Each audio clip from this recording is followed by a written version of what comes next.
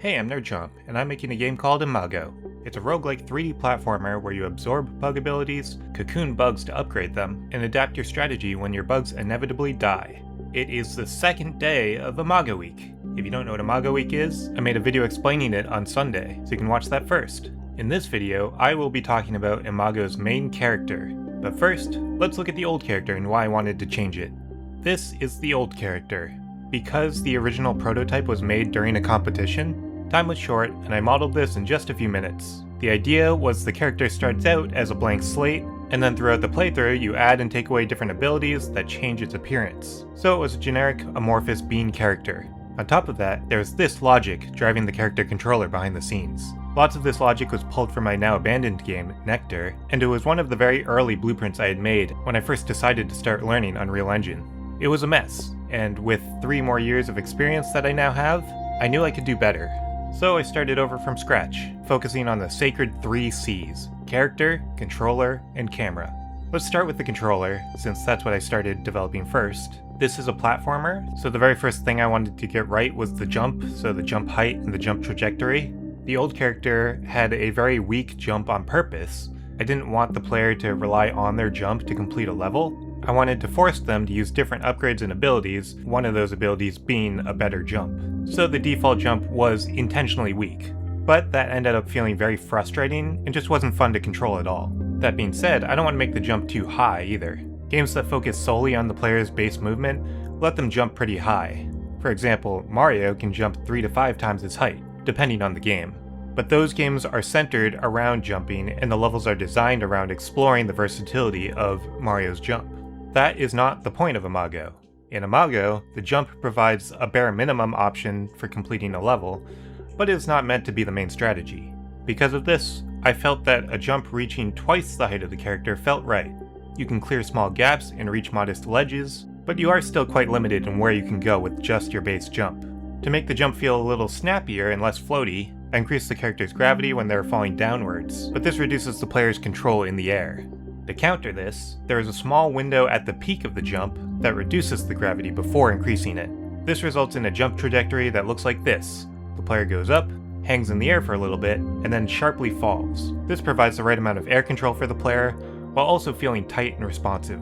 I add a drop shadow below the character so it's easier to tell where the character is in relation to the ground, and I add all the typical things for a platformer, like coyote time and jump buffering. I implement variable jump height by cutting the player's vertical velocity in half if they release the jump button early.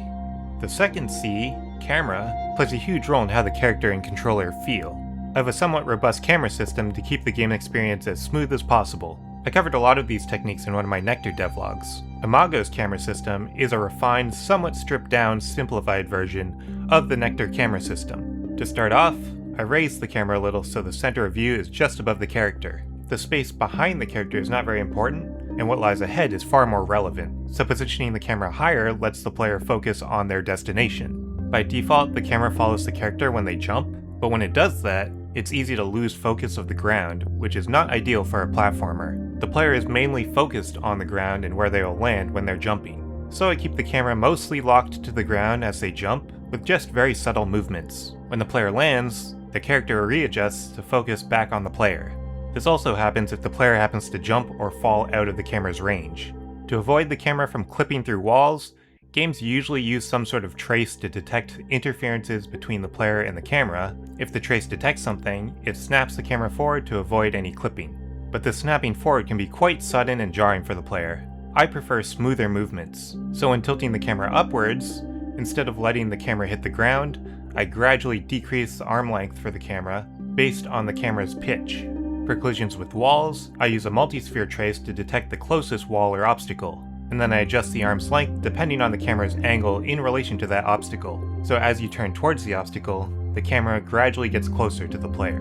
When the player runs to the side, it can feel stiff and unresponsive if the camera doesn't react, especially with the gamepad. To address this, I add a slight auto-yaw system.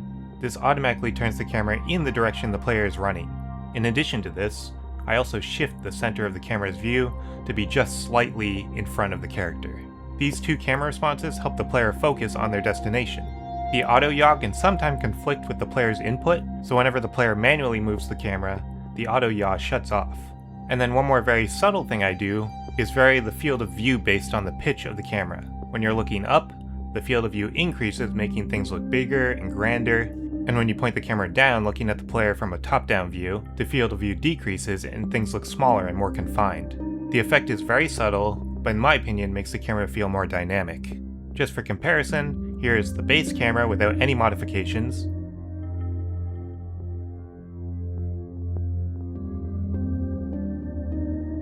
And here's my camera system.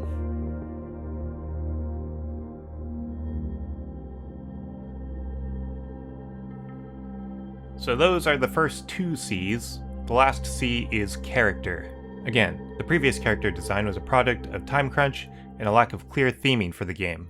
The character was generic and boring, and it was actually one of the biggest complaints of the prototype when I first revealed the project. But as the identity of the game has evolved, I wanted the design of the character to align more closely with the game. Imago is about gaining, upgrading, and combining a variety of abilities, but jumping is the one base ability the player starts with. Because of this, I thought it was fitting for the character to be a cricket. The cricket has its own motivations, but I'll get more into that later this week when I release a video about structure and story elements for the game. But with bugs as a common theme throughout, I like the idea of a cricket being the main character. The design of the cricket went through many iterations before I landed on something I liked. I have this very crude sketch for my first design. I'm just awful at drawing, so I commissioned Pastacool, who is a fantastic artist, to adapt my crude sketch into a proper design. This is what we ended up with, and while I really did like the design, and even started to model it in Blender, I ultimately decided it didn't fit the tone I was going for. Pastacool did a great job regardless, and you should definitely check him out. He has a YouTube channel where he talks about art and animation stuff, and he also is making his own game, Neverwake.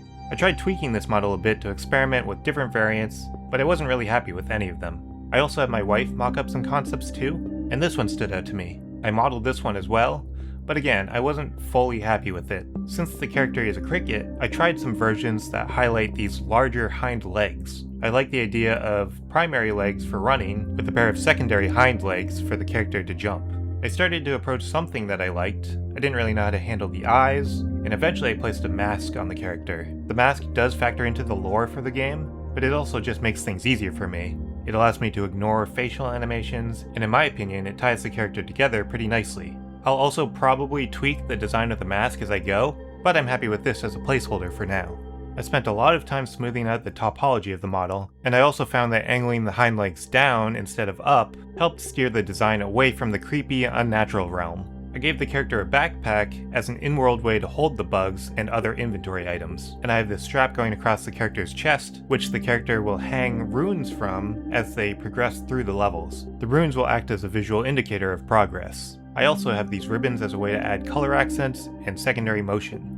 With the design finalized, I built a custom rig for the character and made a set of animations for walking, running, idling, and jumping. For the jump, I let the hind legs spring the character up in the air. I added a subtle squash and stretch to make the animations less stiff. For the antenna movement, I have a physics constraint, driving a blend space for animation. It gives the antenna a bit of physics-based secondary movement, but I'm not fully happy with how it looks, so I might find a different solution for that later. And finally, when jumping gaps, it feels really bad if you just barely miss the jump and hit the ledge and fall off the cliff. So I programmed and animated a little ledge mantle, so you can mantle onto ledges if your jump is close enough. And this is the final result of all my work. The character is very different from the old one, both aesthetically and functionally, and I think ultimately it fits the game much better. Like I said at the beginning of the video, this is Imago Week, which means another video is coming tomorrow, and tomorrow's video will talk about the new art style and environment art, so tune in tomorrow for that.